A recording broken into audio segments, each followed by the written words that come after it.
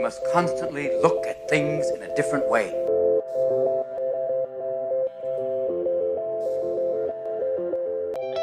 The Healthcare Education Transformation Podcast was created by two physical therapists out of the desire to learn more about the different educational roles in physical therapy and healthcare, and how healthcare education works by talking with educational leaders and people with different perspectives within physical therapy and across interdisciplinary lines on how education can be improved to disrupt the status quo of healthcare education. This is our journey, and thanks for listening.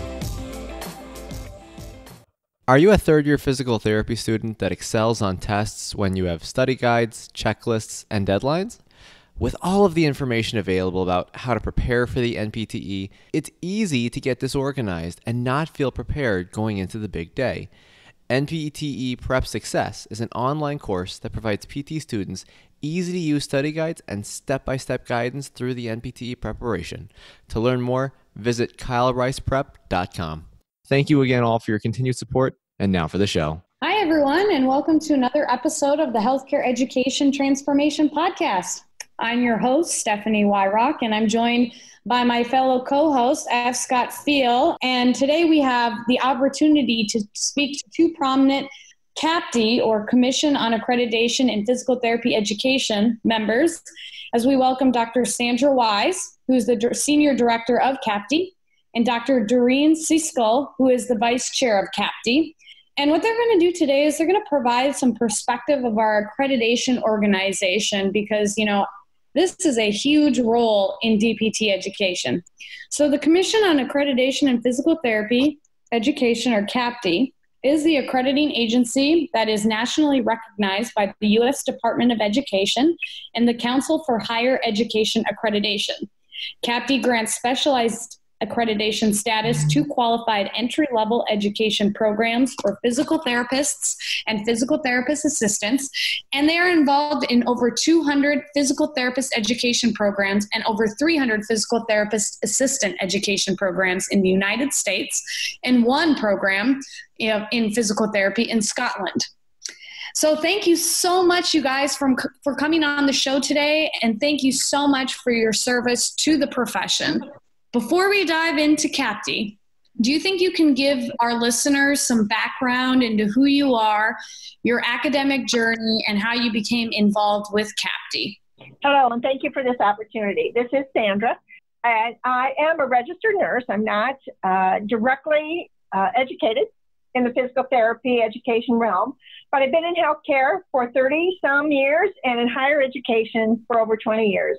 I have been an administrator for nursing and allied health, which included a PTA program.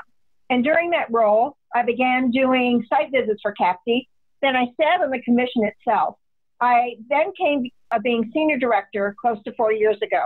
This is Doreen Stiskal. I am a physical therapist. I graduated with my bachelor's degree in physical therapy. I went on for a master's degree in physical therapy, and I completed a PhD in health sciences. So I have over 38 years of clinical practice and over 25 years of full-time higher education practice in physical therapy assistant education, and also doing post-professional doctoral programs. When I first became a physical therapist assistant program coordinator, I had to write my first self-study. This was in the early 90s, and then that led me to become a site visitor in 1995. I've been involved with CAPTE since then, and for the past 6 years, I've been an active member on the commission, serving on 2 different panels. Awesome, ladies. Awesome. Thank you so much for everything that you guys have done. Sandra, if you don't mind telling our audience, how did CAPTE form initially, and how has the organization transformed since its beginning to what it is now? So physical therapy accreditation originated around 1928 and was later a part of the American Medical Association. It was in 1976 that APTA terminated its relationship with the American Medical Association and conducted accreditation through the Physical Therapy Association. CAPTE was then recognized by the USDE and the Council on Higher Education Accreditation, formerly known as COPA, in 1977, and has maintained those recognitions and associations ever since. And Doreen's going to share a little bit about the history of PT programs. So if we go back to 1928, there were PT programs that had to be 9 months in length, and also had to have 1,200 hours tied to this program. By 1936, their criteria were then changed so that the program was 9 months with 1,200 hours and then at least 400 hours of clinical education time. The program requirements again were changed about 1955 to be a program of 12 months in length with over 1,600 hours, including of which 600 incorporated clinical education time. The first PTA program originated in 1971, and it was in 1996 that PT programs were now all required to start moving to the post-baccalaureate level. As institutions were advancing the degree for PT programs to the clinical doctoral level, CAPTE changed its criteria to require that DPT program that require the DPT degree no later than 2015. And now all accredited programs offering a physical therapy degree are at this level. That's an interesting synopsis of the history about how we came to present day. You know, the mission of CAPTE is to ensure and advance excellence in physical therapy education. And obviously there's lots of players that try to fulfill this mission. You have the commissioners, you have on-site reviewers, you have CAPTE staff. How does everybody, these stakeholders work together to achieve CAPTE's mission of ensuring and advancing excellence in PT education? All programs every 10 years are required to engage in a self-study process. This process is intended to drive self-reflection and quality improvement. So we have on-site reviewers who conduct a site visit where they actually go to the programs to verify and confirm the information that was provided by the program in relationship to the established criteria that is known as the standards and required elements. The commission, or CAPTE, is comprised of 31 commissioners that include both PT and PTA educators, clinicians, academic administrators, public, and other members such as consumer members. The commission is the one who makes the actual accreditation decision based on input from the on-site reviewers and the program. It's important to note that that accreditation is a process conducted by peers within academia and practice. So I will add that the role of the staff is to provide support to the commission, the on-site reviewers, and the programs. The staff assure consistency across program decisions and represent CAPTE at various stakeholder events. Additionally, staff provide continuous direction and feedback to programs as they engage in the accreditation process, as well as conduct workshops throughout the year as programs go through the self-study process.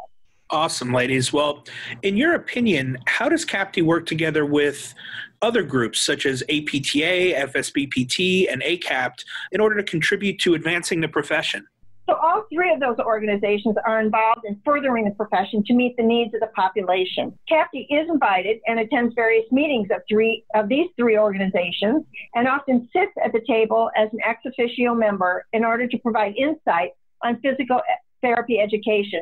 So CAPTE does become an integral component of the association, the licensing board, as well as the Council for Physical Therapy Education. There's some real good examples I can give you of how these relationships work. For example, there's an educational leadership partnership, which is called ELP, where CAPTE, ACAPTE, and APTA all come together to explore various models of clinical education to promote student learning. We also work very closely with the Federation of State Boards of PT, ensuring that pass rates that are monitored to help programs to look at their outcomes, as well as to gauge curriculum needs based on a contemporary practice analysis. That's really cool.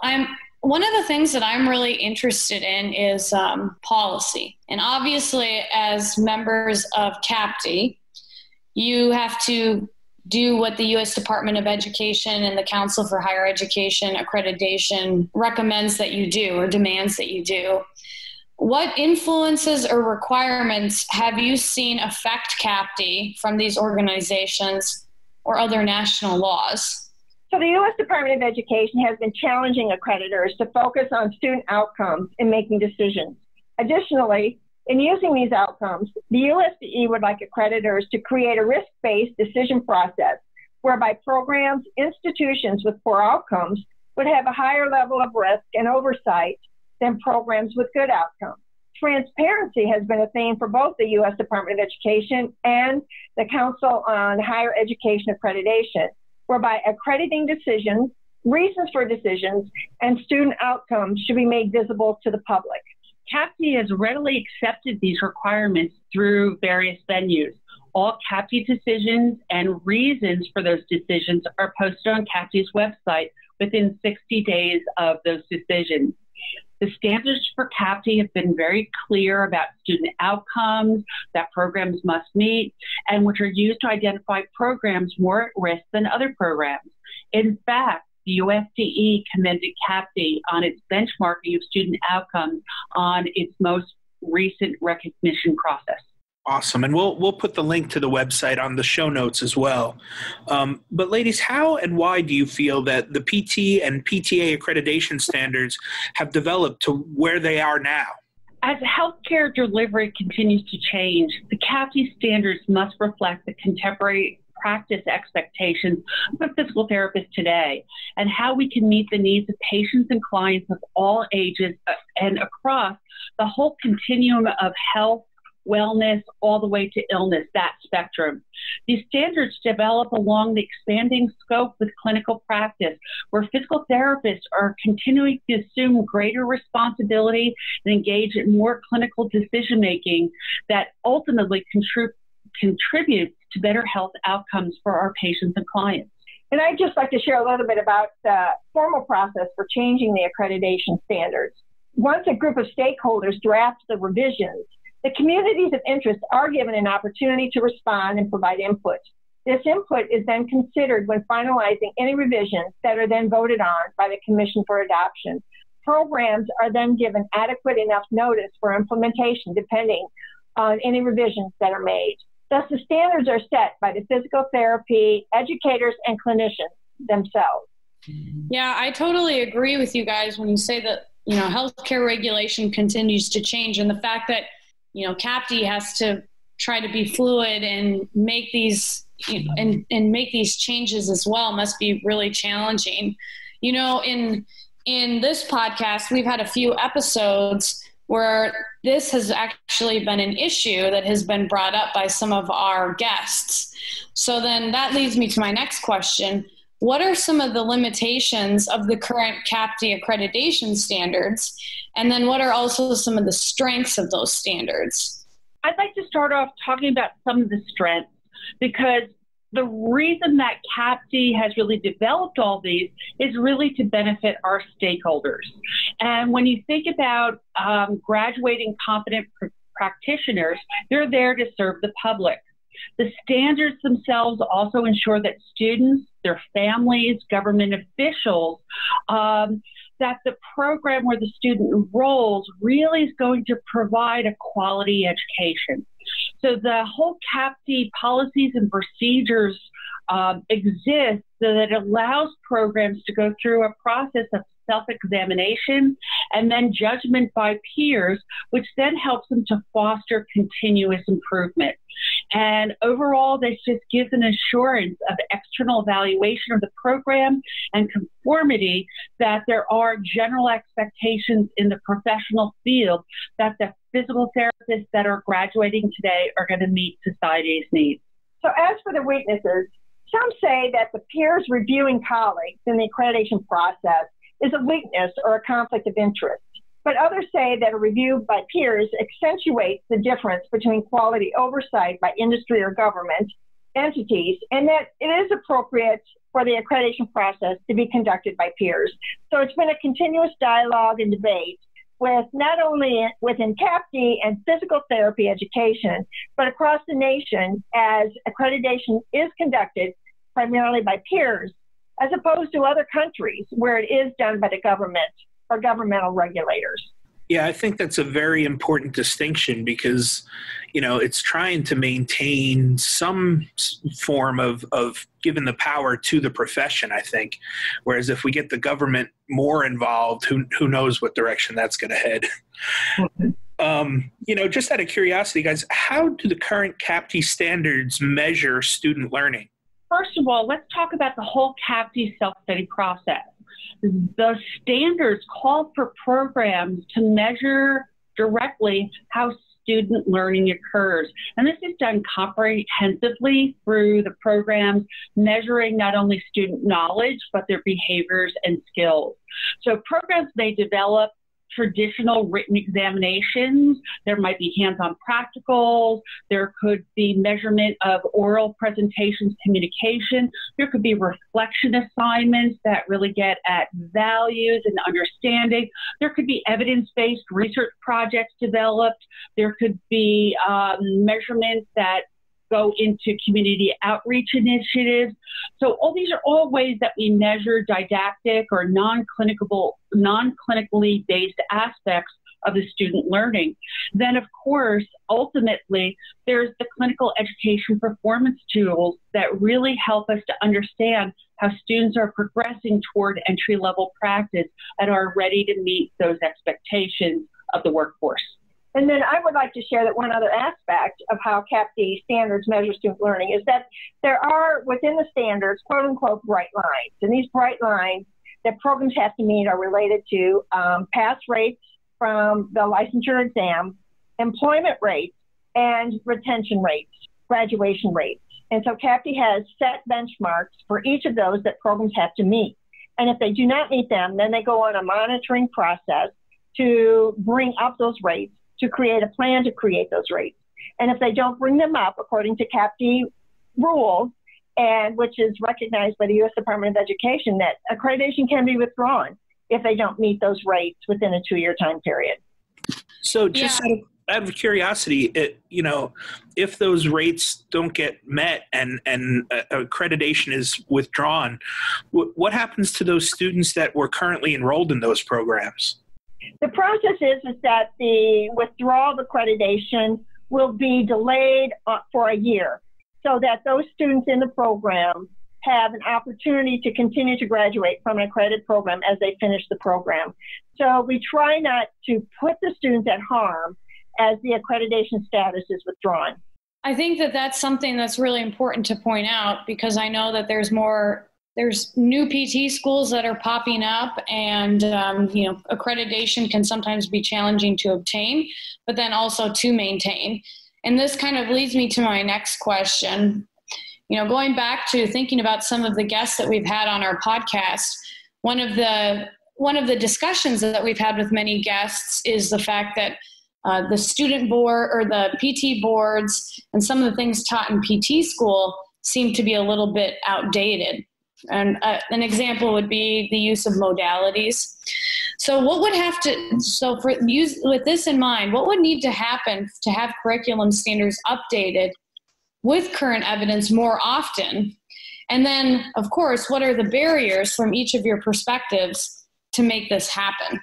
Well, in order to maintain accreditation status by the U.S. Department of Education, we have to review the standards required elements every 5 years. So that would be the maximum time frame for review and any change that might be needed. So as I mentioned before, those standards go out to the communities and the stakeholders, which include the PT clinicians that are out there. So they would be the ones to help us recognize whether or not the standards related to curriculum need to be changed, as well as CAPTE looks at the practice analysis conducted by the Federation to determine whether or not the standards need to be changed. So once that review is conducted, then we do have to give programs a little bit of time to make those curricular changes. So I would say that the maximum time frame would be 5 years, but we do recognize that there could be changes before then and do bring forth possible changes. But it has to be recognized by the stakeholders, the community, that those changes need to be made.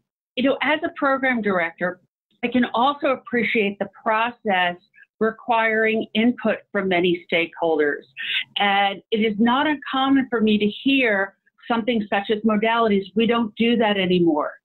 Well, when you get into the CAPTE process of looking at criteria that really opens up to communities, you might hear that there are communities that are dependent on those services and that care. It might not be reimbursable anymore, but it is an important part of that plan of care for a certain population, et cetera. And so the whole CAPTE process really ensures that we're not following trends or we're not listening to one voice. So the seeking of various opinions is an important part of the process. But the flip side is the time to reach consensus about what is appropriate practice can be challenging, and it does often lead to a less rapid change in the standards and the criteria. But the positive is it really does allow for excellent discussion and very thoughtful decision-making about what truly is contemporary practice in physical therapy today. So it sounds like, I just want to kind of summarize what you guys said, because I find this to be very interesting. So it sounds like that what CAPTE is requiring for standards, part of that is going to the stakeholder and making sure that what is going on in current practice is being taught in PT schools, but also delving into, what the evidence says and kind of combining those, having a rich discussion to ensure that all key stakeholders and consumers' needs are met. Is that kind of a good summary statement of what you just said? I think that's excellent. Mm-hmm. I would agree. So my next question then is really, what are the biggest issues that CAPTE has encountered while working to ensure and advance excellence in physical therapy education? I think the biggest issue that you see, you talked about lack of evidence or evidence to support certain practice. We also really do lack a lot of evidence to what really constitutes quality education and what are the best practices in PT education. When you look across programs, you'll see program A does it one way, program B does it another way. Which one is better when ultimately at the end, the students are all coming out prepared. So that really challenges us as a commission to think about how institutions might meet its mission, its service population, et cetera, but also get at what really is the best practice and the best delivery models to meet the needs of the students as well as the patients that they will ultimately treat. So one of the other issues I think that CAPTE is facing, just to introduce it, is the new and innovative models of education that's going to require CAPTE to examine how it implements the standards. We've got a lot of innovative virtual programs, models, blended distance education models that are being implemented that will need to be closely examined and monitored for evidence that they're successful. In addition, I think we'll see a lot of virtual simulation teaching strategies being explored for physical therapy educations, and we'll need to be assured that they result in the quality of education that we've seen from the traditional models. Yeah, I think that that's a really interesting point. You had mentioned that there's not a ton of evidence behind the most optimal type of education, and that many of the PT programs vary. I'm wondering, is there any type of similarity between how CAPTE runs their accreditation process versus like how the AMA runs the accreditation process for medical schools? Are you guys familiar with the differences between the two? Well, I would say that the foundation of accreditation has to be the same across all accreditors. So, doing a self-reflection through the self-study process is required. If you're going to be USDE recognized, that's required. And there's areas that you have to monitor through that accreditation process, whether it be the faculty, the curriculum, student outcomes, those types of things. So all of that has to be, all of those similarities will be there with accreditors. Now, the model for medical education is different because they do a pre-med, they do medical school, then they go into a qualified licensure, then they do an internship, and take another licensure exam and then residency. So the whole model of clinical education for medical education is vastly different from physical therapy education, that it's hard to compare the process of education between the two professions. I think that that is a really good point. You know, I think there's a lot of discussion going on in PT education about, you know, moving closer towards the medical model. So I think it's a really interesting comparison to make. But let's take a few steps backwards.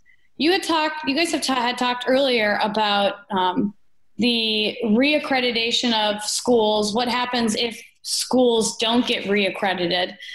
I'm interested to know how you conduct the program site visits and what a reaccreditation assessment looks like. Because I remember in PT school when CAPTE was coming for an accreditation assessment, like our faculty was very busy preparing for that. So I'm really interested to know what it would look like from your guys' perspective. Well, I'll tell you a little bit about what the on-site visits look like, but keep in mind that the faculty and your faculty were all preparing the self-study report. That's all done prior to the visit, and that's what the program spent a lot of time on, probably 18 months to, you know, gather the data, analyze the data, do that self-reflection to figure out where the strengths of the program are and where areas for improvement need to occur, which all goes in the self-study report. So once that's all done, written, and submitted, then we do plan for the on-site visit. And the on-site visits are 3 days in length, and it's a routine component of that accreditation process that the on-site team focuses on validating information that's found in the self-study report. And prior to the visit, they gather the data, they read the self-study report and all the documents that are submitted by the program. And that facilitates CAPTE's evaluation of the extent of compliance with the accreditation standards and elements. So the on-site visit includes a series of interviews with the constituents of the program, such as the faculty, students, employers, the graduates, and all other stakeholders. And then the on-site visit includes an exit summary of the team's findings as they have concluded their visit. And so the team does create something called a visit report. This visit report is submitted to the accreditation staff within 14 days following that site visit. The report is reviewed, it's edited by staff, and then it's forwarded back to the program administrator, who has an opportunity to respond to the visit report for the purposes of correcting errors of fact or interpretation, as well as providing any other evidence of compliance that might not have been captured during that 3-day site visit. That final report is then given to the commission, who then reviews through the specific program panels all the information submitted, including that self-study, that visit report, and communication with the on-site team in the program to reach an accreditation status decision. Interesting. And, you know, I have a kind of a follow-up question to that. What are some of the biggest issues that CAPTE is recognizing on these site visits regarding accreditation or reaccreditation for maybe a struggling program or a subpar program that's just not cutting it? What are some of the things you're seeing out there that these programs are getting dinged on? I would say that site visits are used to verify the information, as said earlier, that's provided in the self-study. The site visits sometimes reveal faculty working in the programs are unaware of those policies and procedures and are not even following them. The clinical education faculty may not be aware of their rights and privileges. Associated faculty may not be evaluated as stated in policies and procedures. Programs do a lot of great things also, and they're not often revealed through the self-study process, and they're not documented and codified. So we'd like to get more of the positives and the successes of the program documented through the self-study process. So the majority of our citations are around some of the formal processes that we have, which is program assessment of the entire program, and then some issues related to resources that programs are experiencing. Mm-hmm. And I think for especially long-time established programs, sometimes they fail to keep up to date with the changes in the standards and also the changes that are going on in healthcare and education today. It is always about looking to create the best experiences to get your students to graduate. And we're seeing students coming in with many different learning styles, et cetera. And so sometimes that old curriculum is not matching today's students to meet those outcomes that are needed. Yeah, I think that that is definitely something that we've heard a lot of on this podcast about how do we meet the needs of students today and how do we make sure that we're trying to reach the different styles that we're teaching to. You know, one of the requirements that CAPTE is making a part of their accreditation process is that at least 50% of DPT faculty have to have a terminal degree, which includes a PhD, an EDD, or a DSC. And I'm curious as to what the reasoning and evidence is behind this requirement that CAPTE has issued. So if you guys could speak on that, I'd be really interested to hear your thoughts on that. You know, the primary responsibility of any academic program is really to graduate very qualified, competent, safe, ethical, entry-level practitioners. And that's what the mission of my program is. But yet, at the same time, I have a collective group of faculty that belong to a university, an institution that is really there to not only promote the institution, but also to promote and support our profession. And it's clear from the literature that faculty who do have academic doctorate degrees, such as PhDs, EDs, DocScis, do produce more research than those with clinical doctorates. We talked earlier about the importance of evidence-based practice. It is often more of that evidence coming through those higher qualified, those who have gone through more of a research academic process who will contribute to that knowledge. And I'd just like to add that it wasn't there in the prior evaluation criteria, and what programs are accountable and cited when there was not the 50-50% differentiation, the requirement, meeting the benchmark. So that it's not really new, but it was added to the language of the standard rather than in the supportive documentation for faculty qualification. Interesting. Well, that leads me into my next question perfectly. Ladies, approximately how many new DPT programs do you foresee applying for accreditation in the next year or two? And do you think the world of academia is going to be able to handle an influx like that, especially with that requirement of like 50%? Because, I think we're struggling right now to meet the numbers of terminal degrees, especially in the DPT world. So I'd love to hear your thoughts on that.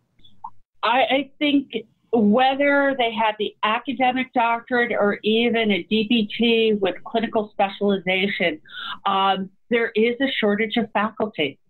And it is incumbent upon us as a profession to make sure that great, talented professionals do consider advancing into academia and meeting those academic requirements as well. How that relates to developing programs, we as a commission don't really have that crystal ball to figure out where and how that's going to come. But I think as a profession, it will serve us well to continue to foster development through post-professional programs, both clinically based and academically based, so it meets the needs of future students. Yeah, that is a great point. And not to bring up the crystal ball effect again here, but I'd love to hear your guys' thoughts on how you think we should approach that issue and how should we try to come up with a way to maybe nudge these DPT students towards terminal degrees. Is there anything that you're seeing that's coming up on the horizon that could help that maybe? I see students who maybe served as my graduate assistants that had a role in teaching, etc. And they are looking for post-graduation mentorship. And the message to the students and the new graduates, go back to your academic faculty. They would love to be mentors for you to figure out that academic career. I believe in trying to bring in alumni to maybe do guest lecturing, do lab assistance, so they start to see what the world of academia is like. And I think that that really is an opportunity for many of the established DPT programs to take their alumni to start to grow them into a direction that maybe they're really going to come to love. Sometimes students think that PT is all about just treating orthopedic patients, and along the way they start to find things in themselves that really speak to different parts of the profession. So I think this is the great challenge to all of us who maybe are senior, to start to recognize the talented young individuals out there who will make the next wonderful generation of academicians. And I think that one of the other challenges, and we may speak to this a little later, is the cost of education today. So it becomes a challenge to go through a DPT program and pay for that education and then move forward into an academic doctoral degree. Because I don't know how much you're aware of education and how it works, but financial aid has a maximum cap for students, and that can be reached through the DPT program.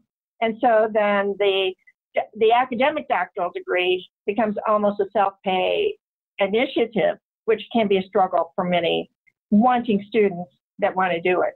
Yeah, I would agree that that's probably one of the biggest issues that we've heard on this podcast regarding why people aren't pursuing more advanced degrees, and just about why people need to go and work right away, because, you have loans that you have to pay off. You've reached your max of student loans that you've already taken off. So that can definitely be a huge, huge challenge to meet. And I hope that we can solve that. Do you guys have any thoughts on any type of solutions for that at all? It is, again, this is APTA and advocacy, advocating for why are there not more scholarship opportunities for graduate school and physical therapy education, or even postgraduate loan forgiveness programs. You hear medical students being afforded all sorts of opportunities to offset their cost of their education. I would love to see similar types of opportunities afforded to physical therapists and other members of the health professions. Yeah, and I totally agree with that. I mean, one of the things that I've mentioned before is that there's the physician scientist program that's funded by the NIH, and we don't have anything like that in PT, and that would be a really great way to try to get more terminally degree trained physical therapists and researchers within our profession. But like you said, it has to be advocated for. This is federal money. This is something that APTA has been talking about and has been going to Congress to talk about. But unfortunately, I just don't think that our voices are being heard yet. So hopefully you guys are inspiring people to be able to go out and do that advocacy work. What changes do you see happening in the future for accreditation standards and for CAPTE with all these healthcare changes going on, with the cost of higher education increasing? What are some changes that you see happening? I think some of the things that we have talked about is that there might be more understanding of different delivery models. So maybe the face-to-face lecture, the stage on the stage model, where students have to come into class, sit there all day, go home all night to study. Maybe those days are gone. There might be more efficient ways to do this. We might have the use of technology through simulated education that could cut down on the number of weeks needed in clinical education. That clinical education is very burdensome to the staff that are working with patients.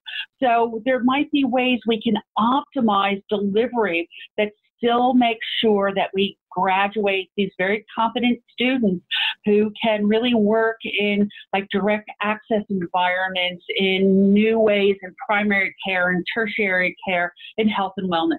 And I would say from a more broader picture initiative, looking at what is being requested from the national recognizers of accreditation that we mentioned before, the USDE and the Council on Higher Education Accreditation, is that they really are supporting accreditors to be more autonomous from the parent organization. And as that moves forward, CAPTE will need to continue to assure its compliance with those requirements, yet maintaining a very highly impactful relationship with the Physical Therapy Association and the community it serves. Yeah, I think that's a really important point, because we're finding that the community's needs are definitely changing. And so we're going to have to do everything we can to keep up with those changes moving forward. We've had a lot of guests on the show that, have really started to dive into population health and community health care, and it's wellness and, prevention stuff. Then, we're going to have to start addressing that, or it's just going to be too costly for America's healthcare system. But, ladies, this has been an amazing episode, and I'm just so thrilled to get to talk with you guys and really get a view into CAPTE, because I think it's something that people just don't know enough about. They know the letters and they kind of know what it does, but to really get an insight as to what you guys do is super helpful to our audience. How would you guys recommend somebody maybe wanting to get involved in CAPTE? What would you recommend they do? Let's say there's a new grad who's really interested in this stuff. How should they go about a path towards CAPTE? Now, that's a good question. It's difficult to get directly involved with CAPTE as a new graduate, other than to be involved locally by perhaps sitting on advisory boards for programs that have education programs. But the entire process, it revolves around primarily the educators and clinicians having some experience. So we have on-site visitors that do come from the educators, as I mentioned before, and the clinicians. So they could certainly become an on-site reviewer. And from there, the path is they could sit on the commission, but always to then look at the opportunities when the call goes out for comments and interactions about the standard and required elements, about the impact of physical therapy education, and be engaged in those conversations. And I would say being engaged would, if there's anything that a person feels needs to be improved or changed, I mean, that's your time to be able to put your voice out there and really show that you are a stakeholder in this to help facilitate that. So we end this show with one specific question that we ask all of our guests, and we're really excited to hear what you guys have to say about this one. If you could change one aspect of healthcare education in physical therapy or some other healthcare profession, which aspect would you change and how would you change it? I would like to see education be more affordable. We have gone to the doctoral degree, so that means you have to have a bachelor's degree, and now this extra. And for the young professionals today who also need to embark on family life and independence, etc., affordability is key. And my perspective is that I would like to see this country create some sort of healthcare system that is holistic and available for all citizens. This country has one of the highest maternal mortality rates among developed countries. There's no reason why that should be with the technology and resources in this country.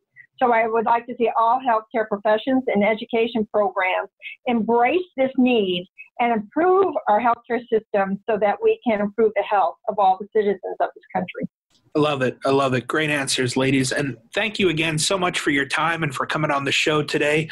Where can people find out more about you and reach out to you if they have any follow-up questions or just want to chat CAPTE stuff?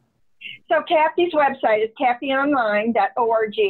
And on there, you can find the accreditation staff and their email addresses, as well as the commissioners are listed on there as well. So probably the best way is to reach out to one of the staff who can connect them with the commissioners if that's what the question was. Awesome. Awesome, ladies. And we'll put all those links in the show notes as well. So thank you again for your time. It's been an absolute pleasure. Same here. Thank you. Thank you very much. Access to healthcare is one of the largest issues facing both providers and patients, as millions of people worldwide lack timely and affordable access to healthcare. Anywhere Healthcare, a telehealth platform, is a simple, low-cost option for providers and patients that eliminates the barriers to access to all kinds of healthcare. To find out more, check out anywhere.healthcare, which is available in our show notes. And if you use the code HET in all caps when you email to sign up, you'll save 25% off the total cost. Thank you for attending class today, and we hope that you learned something and gained value from the content.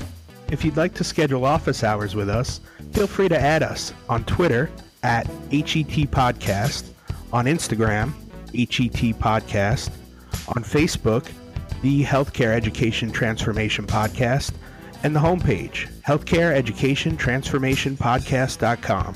And for those of you following along in the syllabus, extra credit can be obtained by liking us, sharing us, and leaving a review. Let's continue our journey up Mount Educational Success as lifelong learners.